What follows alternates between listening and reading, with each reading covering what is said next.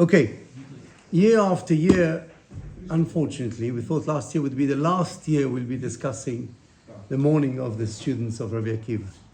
So, another year has gone by, and we're back to the same period of time as last year. When I say period of time, the Jewish period of time, which is between Pesach and Shavuot. This period of time is known as a time where Am Israel mourn for the death of the students of Rabbi Akiva.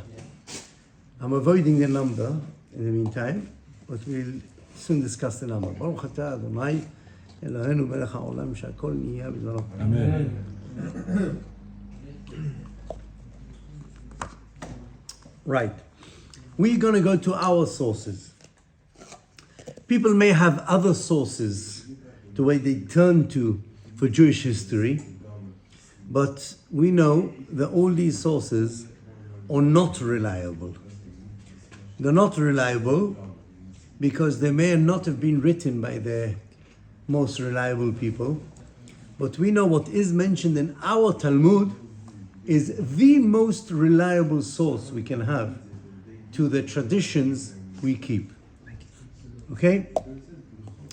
Not everything will be written in the Talmud, but there'll be an indication to it in the Talmud if it's such a strong custom which we keep.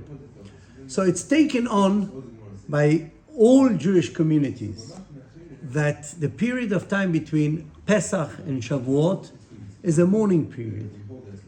Whether it's 33 days out of that period which we mourn, or whether it's 34 days, that's to be discussed in a few minutes. But definitely between Pesach and Shavuot, it's a time where we traditionally mourn the death of the students of Rabbi Akiva. So I'm going to turn to the Gemara, and I'm going to use the source to this tradition in the Talmud, meaning we're going to stick to what the Talmud tells us, why the students died and what period of time of the year did they die. And then we will try and go into the source of the customs of mourning. Because in the Talmud, doesn't bring about the customs of the mourning. It just gives us facts about what happened in this period of time. So I'm going to read the Gemara now. The Gemara discusses about the importance of a person that even if he had children while he was young, he should continue bringing children when he grows older as well. Because you never know what can happen. You never know what can happen. I think recently we were told that one of the great Rashi Yeshivot didn't have children all his life. And at the age of, correct me if I'm wrong, 87 or 88, he embraced, the first time in his life, a baby boy. So that means, you never know. So the Gemara says like that, נשא אדם אישה בילדותו, יישא אישה בזקנותו. היו לו בנים בילדותו, יהיו לו בנים בזקנותו. שנאמר, בבוקר זרע זרעך וזרעך, ולערב אל תנח ידך. כי אינך יודע איזה יחשר הזה או זה, which one will be the kasher one, which won't be. So therefore you have to keep on trying. The Gemara continues, Rabbi Akiva Omer, למד תורה בילדותו, ילמוד תורה בזקנותו. One must never stop his study of Torah. There's no such thing as retirement. Whoever tells you he's a retired rabbi or is a retired Torah scholar, he's not a Torah scholar. Because Torah has to be continued to be learned all a person's life. So even though a person learned when he was young, he should continue learning when he's old. Furthermore, היו לו תלמידים בילדותו, if a person had students once he was young, that means he raised students, he educated students, he trained them in Torah. יהיו לו תלמידים בזקנותו. Don't give up. Keep on making students. No matter, no age limit. In fact, the older the better. Can you imagine you making that connection from Moshe Kibel Torah Sinai up to today? The young student is connecting perhaps 2-3 generations before him, because he's learning with someone who is elderly. So he's able to get the Torah in a much more concentrated way, much more pure way, much more authentic way than any modern form. So Rabbi Akiva advises. And the reason why Rabbi Akiva advised this is because of a story which the Gemara is going to tell us. Hayu lo Rabbi Akiva. The Gemara says, 12,000 zugim talmidim. Didn't say zugot. Zugim talmidim. 12,000 pairs of students he had. Why 12,000? Simple explanation is don't count people. So you talk about pairs. Like once he used to tell me, you want to count a minyan? Count how many legs there are. Because you don't want to put Ainara. Unfortunately, the students died. So it's 12,000 couples. Ben Ish Chai says that Rabbi Akiva had that feeling that there's jealousy in between the students. He tried as much as he could to reduce. Now, we're not talking about students in one place. All over Israel. The Gemara says, Migvat ad Antipas. From north to south, he had students. So he paired them up. Ben Ish Chai writes, he paired them up, young and old. Young and old, there's never jealousy. Usually there isn't jealousy. Because the young respects the old and acknowledges that the old is older than him, knows more. When you put people a similar age, there's friction. There's tension. Yeah, each one has to prove his, unfortunately, that's the way it works. But when you put them in age difference, that's why he made Zugot. That's an explanation which Ben Ish Chai brings. There's other deep explanations to why it says 12,000. But bottom line, 24,000 students. Says the Gemara. Vechulam metu. All these 24,000 students died. Beperek echad. In one period of time. Some say it wasn't 1 year. Some say it's over the years, but it was between Pesach and Atzeret. We'll take simply the Gemara. 24,000 died in a short period of time between Pesach and Atzeret. Why Pesach and Atzeret? Pesach and Shavuot is springtime. Usually it says, Iyar is Ani Hashem Rofecha. It's a healthy time. So people are getting over the winter, becoming healthier. So it's not a time where the death roll is very high. It's not. It's usually going down. It's in decline. So no one can say this happened as a coincidence. No one can say, it's beginning of winter. There was a pandemic. Yeah, there was a flu. No. This happened because Hashem wanted it to happen. And it says, וכולם מתו בפרק אחד מפני שלא נהגו כבוד זה בזה. זה לזה. They did not treat each other with the appropriate kavod which they should have had for each other. They died b'mitat askara. Askara is a choking death.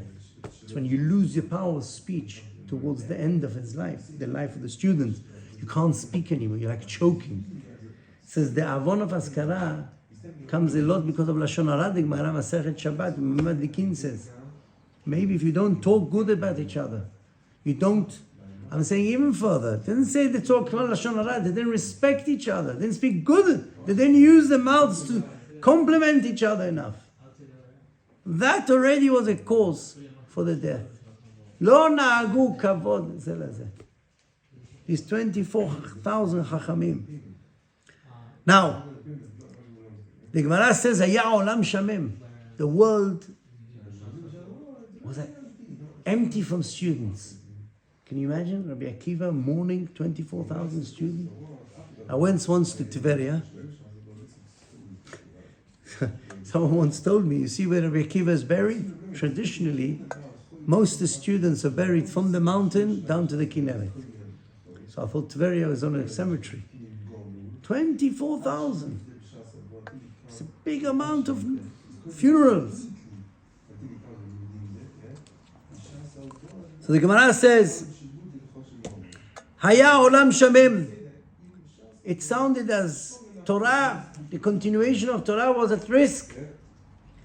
Rabbi Akiva, never mind his age, עד שבא רבי עקיבא אצל רבותינו שבדרום. He went all the way down south in Eretz Israel, and he found 5 students. He took 5 תלמידים ושנה להם. And he started teaching Torah again. And those students was Rabbi Meir, Rabbi Yehuda, Rabbi Yossi, Rabbi Shimon Bar Yochai, ורבי אלעזר בן שמוע. והם העמידו תורה אותה שעה. At that time, those 5 students were the ones who made sure there'll be continuity to Torah and Am Yisrael. Ask yourself, 5 students, the Torah which we're sitting and learning today, the Talmud Bavli we have here, is down to 5 students, Rabbi Akiva, at the end of his life. Just imagine if Rabbi Akiva, if all 24,000 students of Rabbi Akiva would have survived. How much Torah would Am Yisrael have today? You wouldn't be sitting in the shiur. You'd be wasting your time here. You'd be learning deep Torah now. Am Yisrael would be in a different level completely. That awakens us a little bit to what kind of avelut we are supposed to be having. 2 things. Ben Adam lachavero, we have to see how we treat each other with respect. And the loss of Torah, Am Yisrael got due to this lack of respect they have from each other. That's something to mourn, equivalent to the destruction of the Bet HaMikdash. Make no mistake. Destruction of the Bet HaMikdash, we lost the structure of the Bet HaMikdash, the Kedusha of the Bet HaMikdash, which is terrible loss. But when you lose Torah, that's the worst you can have. Because Am Yisrael, if they don't have Torah, there's no survival. If we don't have a Bet HaMikdash, we could survive. It's not pleasant. It's not the best. It's nowhere near the best. But we still have Torah. When we are lacking Torah, that's the greatest loss Am Yisrael can have. So here the Gemara tells us the cause of the death. And that's why let's stick to what the Talmud in Masechet Yevamot, page 62 says. And this is the cause. There were people who fabricated reasons. And reasons which try to rationalize in their way things. And kind of tone down the concept of mourning. And kind of blame the students. Whether it's with Mered Bar Kochva, whether it was rebellious to the Romans and they were killed and they were embarrassed. Nonsense. The Gemara tells us exactly what they died from. And the Gemara says when they died. And the Gemara says why they died. Did Rabbi Akiva know that this was the issue? Yeah, it says. And who is like Rabbi Akiva who said, "Ve'avta le'ra'acha kamocha ze klal gadol b'Torah." So one of the biggest principles of the Torah is Vayichan Hashem Yisrael neged ahar. Keish echad belev echad. How do you bring Torah to Am Yisrael? How? What caused Hashem to bring the Torah to 600,000 people? When these 600,000 people united to be one, and when they camped, there was such unity that the Torah doesn't even say Vayachanu. They camped, and it says Vayichan. He camped to show us that unity is what brings Torah to Am Yisrael. This unity, Chalila v'chas, we nearly lost the Torah if it's not for these 5 students. So, Amar Rabbi Akiva, ve'avta le'ra'acha kamocha, ze klal gadol b'Torah. That's one of the biggest principles of the Torah is love your fellow Jew like you love yourself. Do you know if he said that before the students died or after? Did he say this before or after? Do you know? I find it hard to say that he said this before. The students didn't take notice of this, but could possibly be. I don't know. I don't know chronologically when he said that statement. But Rabbi Akiva, but one important thing is, I saw written, "Shelo na'agu kavod, el kavod el Torah." No one takes kavod. When we talk about kavod, and people misconception, I think we have to go around respecting anybody. Not that you have to treat with respect everybody, that's true. But when we talk about kavod here, it's kavod HaTorah. These people were Torah scholars. They were Talmidei Chachamim. Talmidei Chachamim have to be treated with kavod. When they don't treat each other with kavod, the kavod HaTorah, the Torah demands its kavod. And Chalila v'chas can cause terrible things. So we have to, when it says v'ahavta l'ra'acha kamocha, is when he's re'acha b'torah u'b'mitzvot. Get that clear. That's when you get ultimate kavod. And that's what the Gemara wants to teach us. So now let's continue. Where did these customs come of mourning? So the Gemara records that this is what happened at this period of time. But we know, the Gemara says, Batla Megillat Ta'anit. There are many dates in our calendar where tragedies took place. Historically. We don't mourn for all of them, because otherwise all our calendar would be full of it. Rachmana litzlan. You can add on now the 7th of October. Simchat Torah. Here, what happened in Eretz Israel? Rachmana litzlan. שבכל דור ודור עומדים עלינו לכלותנו. So, at what point, where in history is it mentioned that we should do avelut, we should have some mourning signs on this time of the year? So the Gemara says this is what happened. So you should know, it goes back to the Geonim. It goes back to the Geonim. There's a tshuva in Tshuvot HaGeonim, in Sha'arei Tshuva, Siman Resh Ayin Chet. I'll read it out to you. So no one can tell you that this is a custom and practice which Rabbi Yosef Karo initiated in Shulchan Aruch. This goes back over 1,000 years ago. So if the Geonim record that, so it's a tradition going back from the time of the Talmud. It says, V'shesha'altem. Yeah, it's one of the answers to Rav Netrunai Gaon. Lama en mekadeshim ve'en konsim ben Pesach le'atzeret. Why don't we have weddings? It says kiddushin and also not knisa, which is chuppah, between Pesach and Shavuot.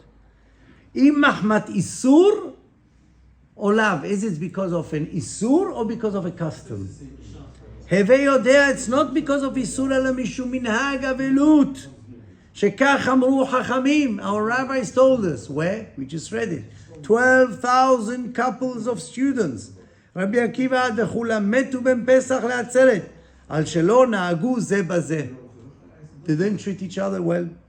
V'tanya v'chulu metu mita meshuna be'askara.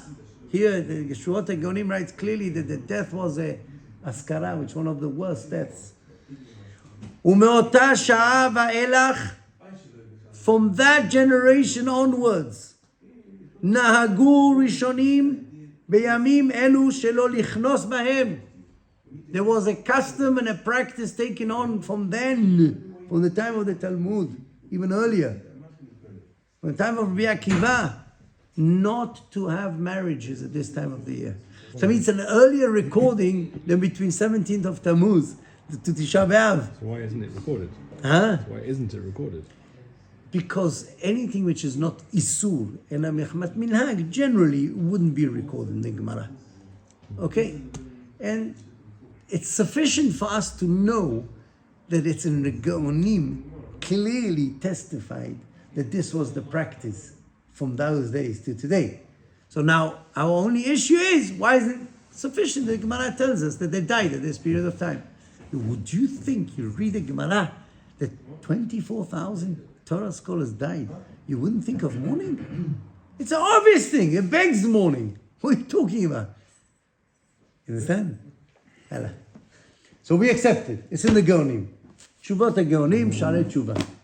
Siman Resh Ayin Chet. Have a look at it. Now, let's continue. So there are certain practices which we have because we've got the earliest one recorded. It says that clearly there was no marriages in between Pesach. The question whether it's only Kiddushin, whether it's only Nisuin, there's more Simcha, not Kiddushin, or the custom is not Kiddushin.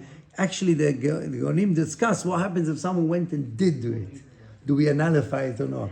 But do we give him a penalty? So, that's not our discussion.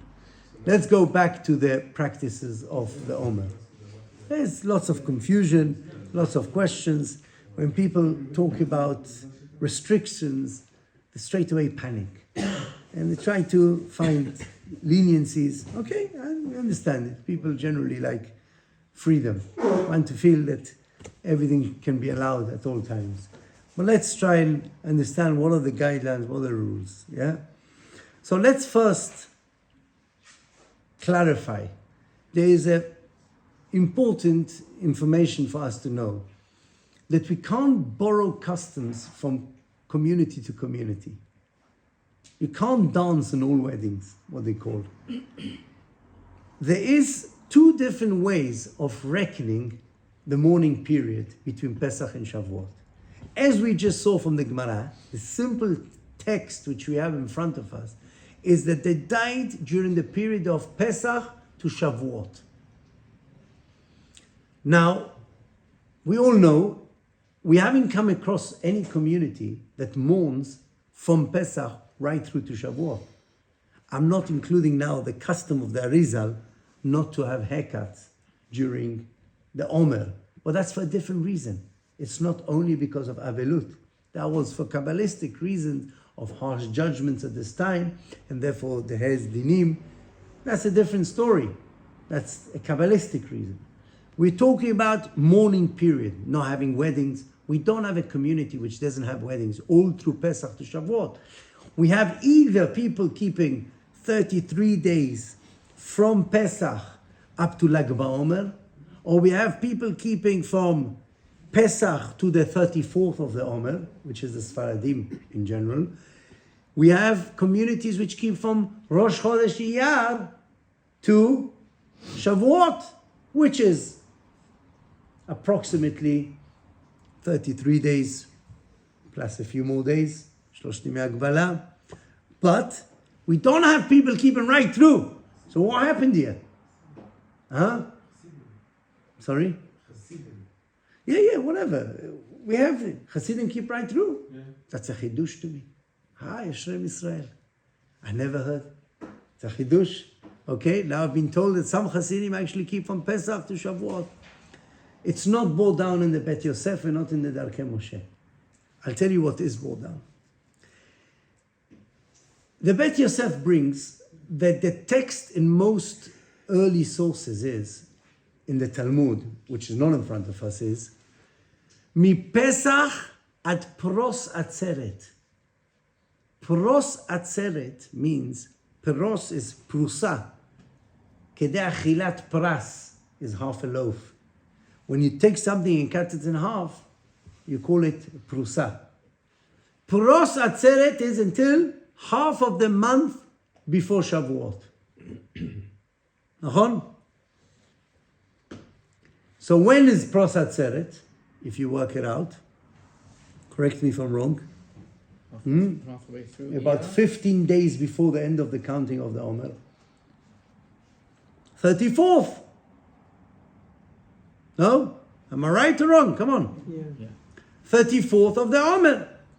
So says the Bet Yosef, the common practice by the Sfaradim is that we keep 34 days of the Omer, as that's the way we traditionally receive the text in the Talmud and Yevamot, as meaning Pros Atzeret, until 2 weeks before Shavuot, which is the 34th of the Omer. And that's why the mourning period is not 33 days, it's 34 days. So why we allow already to have haircuts in the morning of the 34th, it's because we have a concept in Avelut, in mourning, that we apply miktzat hayom kekulo. If I'm not mistaken, the Ramban says even miktzat halayla is miktzat hayom kekulo, but we don't rely on that opinion. We hold you need a little bit of the day as well. Like Shiva or Shloshim, we wait 7 days of mourning. In the morning of the 7th day, the mourners get up from the Shiva. Because there's a rule by Avelut, miktzat hayom, part of the day is like the whole day. Yeah, we're a little bit lenient to reduce mourning. So therefore, the morning of the 34th is already the end time of the Avelut. However, the night before, it's still Avelut. So really, we should maintain all the practices of Avelut up to the 34th day. You'll ask me why on the 33rd day some people listen to music and have Hilula. I don't know where the source of the music is from, but to make a Hilula on the 33rd day, there is a source. Rabbi Shimon Bar Yochai wrote in the Zohar HaKadosh to make an Hilula on the 33rd day of the Omer, as that's the day a lot of revelations of the Torah were given to him, or some say that was the yahrzeit of Rabbi Shimon Bar Yochai, and he said, Avid Hilula. So that's why they have rejoicing, whether it should be with music or without music. Each person should follow his custom. But really the mourning continues, as far as haircuts is concerned, up to the 34th. Now, where does the Ashkenazi custom come of 33 days? So the Darkei Moshe brings like that, and Bet Yosef also brings it, Rabbi Even Shoav. He brings that they calculated between Pesach and Atzeret, they died right through, according to the text of the Gemara. There's no pros, not 2 weeks before. So what happened here? They have a tradition that they did not die on Yamim Tovim, on Shabbatot, and not on Rosh Chodesh. So if you take away from the days between Pesach and Shavuot, Yom Tov, Shabbatot, and Rosh Chodashim. Chol HaMoed as well? Yes. You will take it out, you will end up with 33 weekdays. So you should do the whole Omer. You should do the whole Omer. Good question. We asked it last year. We don't want to ask questions you're on not cutting down on custom. Shabbat and Yom Tov as well. You are mourning on those days. Yeah, but you can't say you're commemorating. 33 is 33. You can't say you're commemorating while shaving. You know, like, it doesn't make Right. any 33 sense. days. So he's raised a good question. But let me first finish off the opinion, yeah? Let me finish off this opinion first. You don't cut your hair. Let me clarify it first. So you're trying to understand, yeah? You have to know that every minhag has its source in the early sources, and therefore we have to treat every minhag with respect, even though it may not be our minhag. So it says like that. 33, if you take the days of Pesach, the 7 Shabbatot there is between Pesach and Shavuot, and you take the 2 days of Rosh Chodesh Iyar, you end up taking out 16 days. So therefore you're left from the 49 days, 33 days. 33 days. So we received, traditionally, says the Darkei Moshe, that's the way he follows, that we only mourn for a period of 33 days. They're asking a sensible question, that if that's the case, why are we including in our mourning period Shabbatot and Chol HaMoed and Pesach as well? We should be doing mourning of 33 weekdays, because that's the days that die. Good question. When it comes to Avelut, we're lenient. And therefore we reduced a little bit from that. And we maintained, even though there was on Shabbat, maybe, as he said, some of the practices are kept, that we don't have haircuts, and we don't have this, that you also don't have on Shabbat. So if you're going to be... Even though there's no Avelut on Shabbat. But they didn't die on Shabbat. Why are you taking that as a mourning day? No, I'm saying take the number 33. I understand, but why You work with you're 33. mourning on the wrong day? So he's saying, fine. At least you... Good. If you have Yeah. the license to already change days, seeing as Nisan is a month of happiness, you should start after Nisan. Makes logical sense. If you have the chance to move it anyway, Start on Riyadh. start in Iyar, In because Iyar. Nisan is a happy month. That was the debate, because the Gemara says, "Mi Pesach," we don't want to delay the Avelut. It's disrespect to the students of Rebbe Akiva. So some want to start it straight after the Pesach. Some say no, like you're saying, let's do it in there. Take it away from the days of Chol HaMoed and all of that. Let's take it to Rosh Hashanah. All right, there's a source to each one of these practices. However, you have to maintain your custom. You can't borrow leniencies from all sides. We have practices. Minhag avotenu biyadenu al titosh Torah imecha. You have to follow the practices of your household. Now, let's go back to the customs, okay? So we're going to go through the minhagim which we have during the Omer, yeah? I hope we're clear enough as to understand the two main opinions about how to calculate the mourning period between Pesach and Shavuot. Okay? So, because of these days, because of these tragic days, we have certain practices of Avelut. So says the Shulchan Aruch, Noagim shelo lisa isha ben Pesach le'atzeret. The custom is not to perform marriages between Pesach and Shavuot until Lag BaOmer. Inclusive. מפני שבאותו זמן מתו תלמידי רבי עקיבא. אבל לארס, see the Shulchan Aruch holds the kiddushin you can do, even though it seems to be, ולקדש שפר דמי, then the Gaonim seem to say no, so I don't know how to settle this. מי שקפץ וכינס, אין עונשים אותו.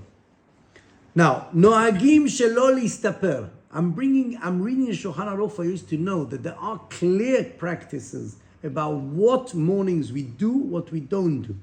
So it says clearly we don't have haircuts. It's customary not to have haircuts, not to shave. Haircuts means any cutting of hair or beard during this period of time. ואין להסתפר until 34th of in the morning you shouldn't have haircuts. Okay? Now, you'll ask me, where does the custom of not listening to music come from? Where? So the Magen Avraham writes, Rikudim umcholot. Dancing during this period of time should also be stopped. One should not. Now, I don't know what was it. Dance classes, I don't know what the Magen Avraham meant. But it means having extra rejoicement. One should refrain from this time of the time. Similar. Now, pay attention to this because I don't want people asking afterwards, but it doesn't say that. It says clearly that you're not allowed to perform marriages. You shouldn't, according to the custom, during this period of time. Now, do you know that marriages for the mitzvah of Pirya Verivya? Lo tohu bera'ah lashevet yetzara. It's one of the most important mitzvot we have. The first mitzvah Adam HaRishon was commanded was Peru Urbu. Wouldn't you think that for such a great mitzvah, an avelut which is so old should be pushed off? And yet, we are told none of that. This creates too much rejoicement in this period of time. Do it either before or after. Now you're going to now start questioning why I tell you don't go to a concert on the 3 weeks, on the Omer. You're going to question why I tell you now don't have rikudim u'mecholot. That's obvious. That's the shoot. What mitzvah you have in that? The things that give you the most simcha, the things you should stop, and the things that give you a little bit of simcha, maybe Correct. You shouldn't have to worry about too much like music. So I haven't finished my Kal Vachomer. If a mitzvah, which is a mitzvah which you can argue and say, you know what, I'll have it with 10 people. I'll have no music at my simcha. Don't. This brings back too much rejoicement. You're going to tell me, okay, little rejoicement yet, not very rejoicement. I don't know. Generally, they didn't have this music issue in those days. This wasn't, instruments were not played. But the Magen Avraham does mention rikudim u'mecholot. So now, you want to know whether putting a music on, an MP player, or putting music, whether that's called rejoicement. Presumably, nowadays, that wouldn't be considered such rejoicement. I agree with you. To many people, in fact, that's a norm. You'd see them walking in the streets with their earpods or the headphones. That's a normal. It's normal to get away a little bit from what's going on. I agree with you. However, there's a Rambam which generally, all year round, opposes people listening to any kind of music. It's a clear. The Rambam in Hilchot Ta'aniyot. I don't have to read. Zecher HaMikdash. We don't, it's Asur. The Shulchan Aruch rules this. I can read it out to you. Shulchan Aruch, I don't have it in front of me. Shulchan Aruch brings it. That any kleza, any form of musical sounds, one should refrain since the construction, unless it's for Dvar Mitzvah, like a wedding, like something like that. But generally, people should refrain from listening to music. Now, let's not sadden people's lives. We are not up to that. To us, music is not the same as what music meant to them. To us, music is in fact not to fall into depression. I can agree with you. I can agree with you. Today we listen to music, not like in the time of the Gemara. It says, Shema yitaken kli shir. Don't clap hands on Shabbat because you might come to create an instrument. Nowadays, listening to music is like very like someone talking to you. Maybe yes, maybe not. I'm not sure. I'm not sure. But at least on the prescribed dates, where we know that there's extra mourning, there's one more reason to mourn, we should restrain ourselves, even though it's going to cause a little bit of discomfort. Now, this is an allowance. If someone is depressed or is worried about falling into depression, is as a mitzvah to listen to music, even the Omer. I'm not arguing with that. Definitely. Chalila v'chas. Today people suffer from mental health. But people who consider themselves mentally healthy should do that extra effort to refrain from listening to music this time of the year. Someone asked me at the Brit Milah, they want to have music. I did see poskim who want to allow Brit Milah music, Brit Milah. Why? Because say Rikudei Mecholot, there's no mention Shulchan Aruch, and therefore, where does it say you have to have music at the Brit Milah? Sasa nochi al imratecha. It says Avia ben can have a haircut. It says the Mohel, the Sandak. That's because it's their individual Yom Tov. But what are the people who at the Brit Milah, they have to hear music? Therefore, it's a katuv. For that, you're going to break the avelut of the Rabbi Akiva students? No katuv kaze davar. So someone asked me, but meat, you can have in a Brit Milah Sauda, all the invites on the 9 days. So it says that don't confuse reasons. The reason why you can't have meat in the 9 days is not because of avelut. An avel is allowed to have meat and drink wine. You know that? So it's not avelut. It's because there's no korbanot. There's no Bet HaMikdash. There's no yain nesech. Yain lenesech al mizbeach. So therefore, in a Seudat mitzvah, which is not Seudat Reshut, they allowed meat. But מה זה קשור למוזיקה? Does it say in the 9 days you can have music at the Brit Milah? Doesn't say. So therefore, Brit Milah wouldn't be a reason. I know that it's written in some poskim, and Chacham Ben Zion says, Mechila, it's not mashma kach poskim. That would come to exclude music in the background. So you put on music in the car to keep you awake. That's obviously not for enjoyment. I'm not going to, chas v'shalom. It says, the Gemara talks about music which is put to make the oxes plow in a straight line in the thing. This is, you don't want someone to fall asleep driving. They put music full blast, not background music. As long as it won't fall asleep. Pikuach nefesh, safek pikuach nefesh, doche everything. To keep little children entertained. That's also you can be lenient. Until the age of Chinuch? Yes, you can do that. No problem. Of course. It's painful music. The same thing applied to a bar mitzvah as well. What? A bar mitzvah. מה זה בר מצווה? מה זה בר מצווה? מה זה שמחה? The poskim struggle to find the reason why we don't say tachanun at the bar mitzvah day. They struggle. It's not mentioned in Shulchan Aruch. מה קרה? Someone became 13. Very good. One more for Minyan. You're asking if you can have music at a bar mitzvah? What are you asking? No, saying would the same apply to, like as a brit to a bar mitzvah? No. A Brit Milah has got much more of a source of a chiyuv seudah than a bar mitzvah. Do you know that? Have a look at the Yom Shlomo. So there's clearly stated by a Brit Milah to have a Sauda. By Bar Mitzvah, there's no clear in the Poskim to have a Sauda. There's a question whether it's a Saudat Mitzvah. So you say that the Bar Mitzvah gives a drasha, so it becomes a Saudat Mitzvah. It's very good, very nice. You should know that I'm not sad that you're Bar Mitzvah. I'm happy. Baruch Hashem, there's more to the army, as Rabbi Ulu says. But come on, we can't start... this is a reason for that, that's a reason.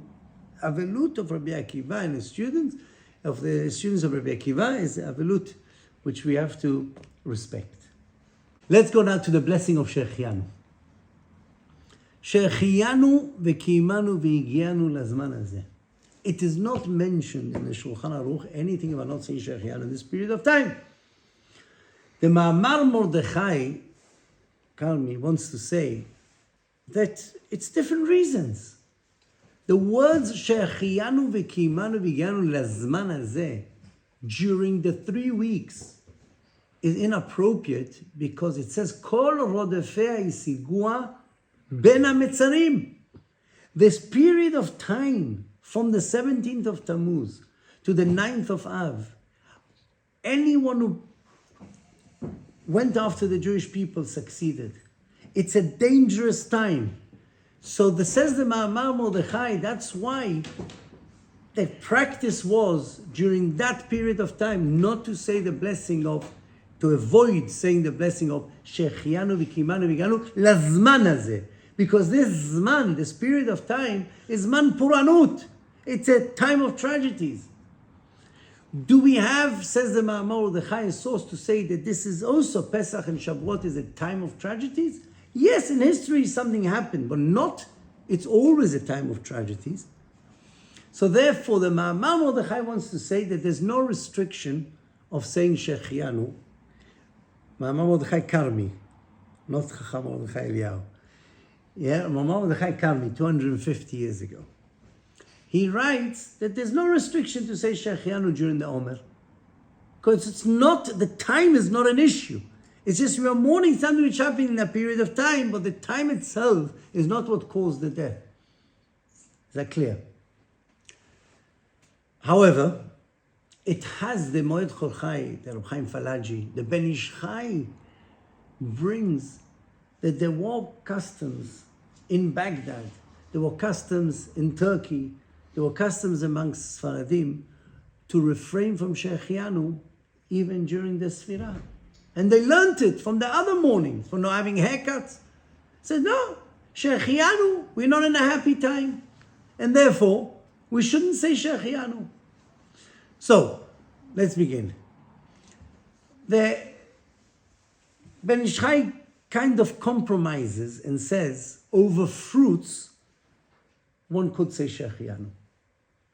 Because you don't know whether that fruit will last so long, won't last. Say Shechianu.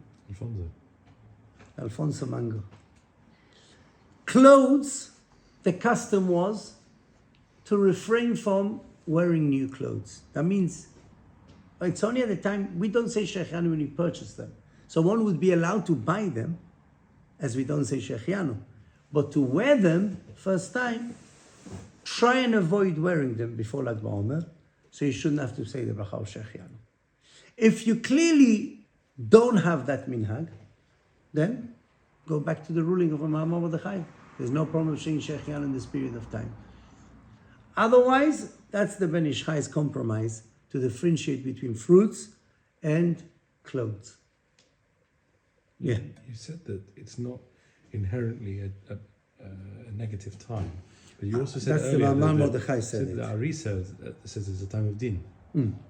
So would that not be a reason? Even those who do refrain from saying Shechianu, it's only until Lag BaOmer. According to the Arizal, according to you, should be refraining until Shavuot. So when you talk about dinim, it's only the hairs dinim, not the Shechianu bracha. So that's Shechianu. There was a custom that women don't do melacha from sunset until dawn. I think that's, the Chacham Tzvi says it's not a good idea. Every day.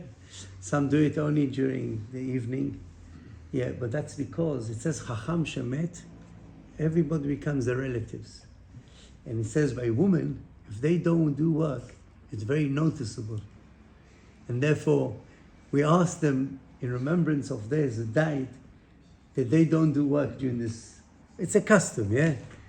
And it's interesting, I saw something which I don't want to... נהגו אנשים שלא לעשות מלאכה מפסח, אבל זה משקיעת החמה ואילך. Yeah? So, some say it was also men, but I'm just saying why it's mentioned especially women, yeah? Because they were buried after sunset.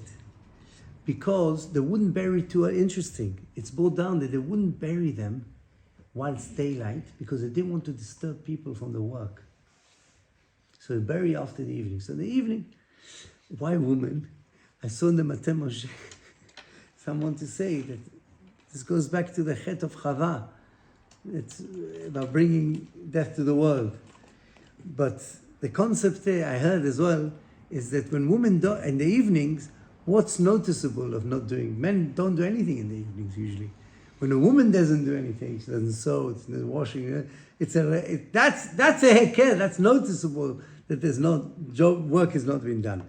I haven't seen communities which actually maintain this practice so much, and sometimes it can disturb the harmony of the home if things don't get done. So therefore, I'm just mentioning this as a minhag.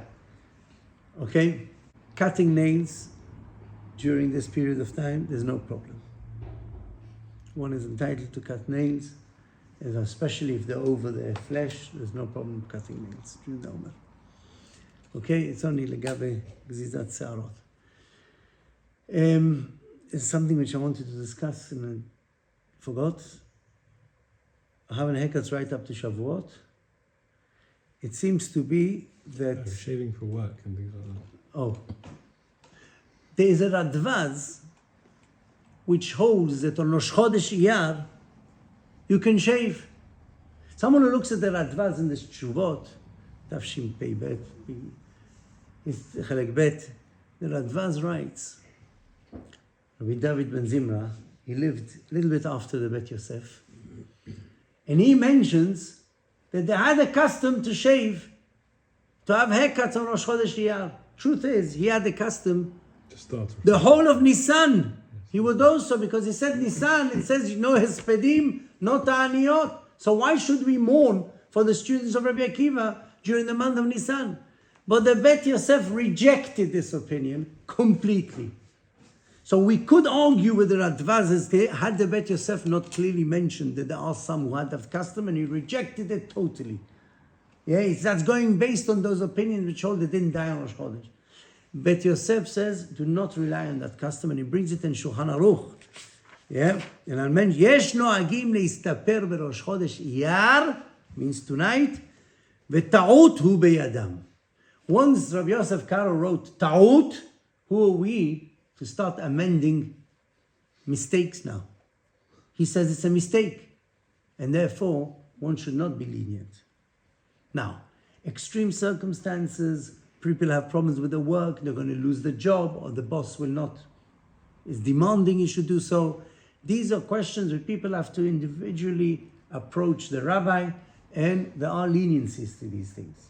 There are leniencies to shave every Erev Shabbat in such circumstances. There are other, but that's subject to the situation a person is in. Right? There's some people who got up from a Shiva, an Erev Pesach.